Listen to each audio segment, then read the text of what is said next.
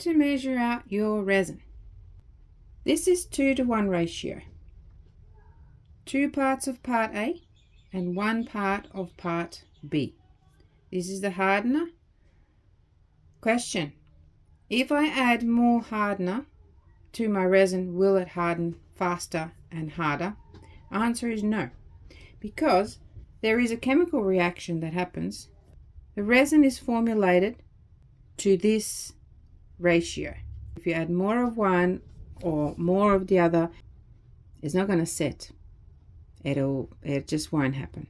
So this is measured by volume. If you want to measure by weight, you can. Just don't use the same 100 milliliters by volume is not going to be the same as 100 grams. Okay, so in some cases maybe, but depends on the density of the resin, it's not going to work out. So, but what you can do is, if you prefer to measure by weight, you just measure it once, like this in a cup, weigh it, and then write it on the bottle so you know that 100 milliliters equals, in this case, let me just check, 100 milliliters of part A is 112 grams. So it'll be different with every resin. So that's how you do it. So next time you know that 100 grams is the 100 milliliters would equal to 100 grams. So if you want to do 50 milliliters, then you do, what would that be, 56 grams. So you just work it out. So you measure it once in a cup, so you know 100 grams, it's an easy one, or 10 grams, whatever you want to do, and then you double it, whatever. So here we go. So we've got those two ready. Now I'm going to get a bigger cup so that I can fit it in, just a regular plastic cup.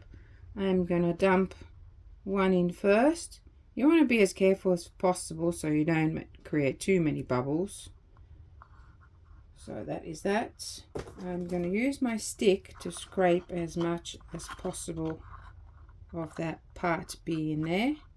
If you are off by, I think up to 5% will be fine. It's not going to create a problem, because the manufacturers, they take this into consideration, that people might be off by a few, grams or whatever. It's not going to matter.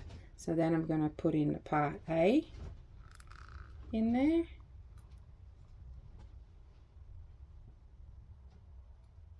Depending on the resin you're using, some resins are self-gassing, so you just have to leave it in the cup for a little bit, stir it and leave it, and the bubbles will move, they will lift.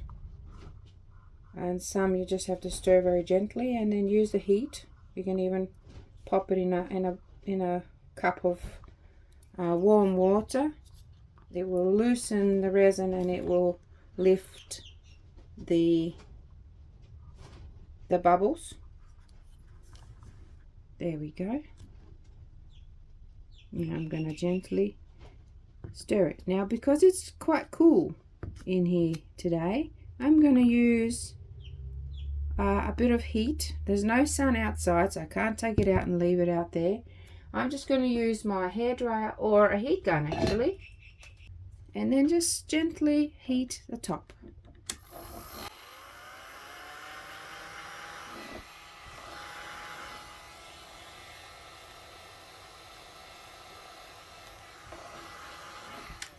So you only need to do that. You only need to do that for a few seconds. And you can already see that there's a different consistency here, because part B is usually always thinner than part A. So that was quicker to thin down even further. So I'm going to go a bit more. If you're worried about using a heat gun, especially around plastic cups, don't do it. Just get a bowl of warm water and pop your cup in there. All right, bubbles are coming up. I'm going to go a few more times like that. You can use a hairdryer, but Don't have it on too, fast. You don't want to blow everything off your table, if you know what I mean. So I'm just going to be gently turning and scraping. You can just go and just give it a whiz. Some people use a little hand mixer, one of those coffee ones, but I think that would create way too many bubbles, and I'd rather have less than more, just because I don't have to deal with that after. Usually takes about 2 to 3 minutes to mix everything. Be sure to scrape everything off your stirring stick and scrape the walls of your cup and the bottom. And you do that a few times. I'm going to go again with my heat gun to warm this up a little bit more so it's easier to mix.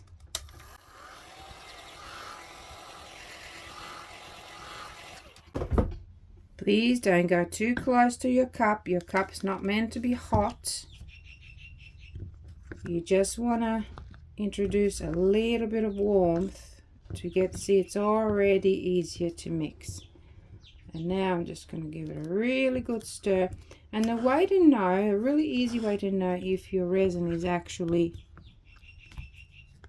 mixed properly, is have a look inside and ignore the bubbles if you can, and see if you can see any stringy bits. And sometimes it's good to just sort of move it a little bit with your stirring stick.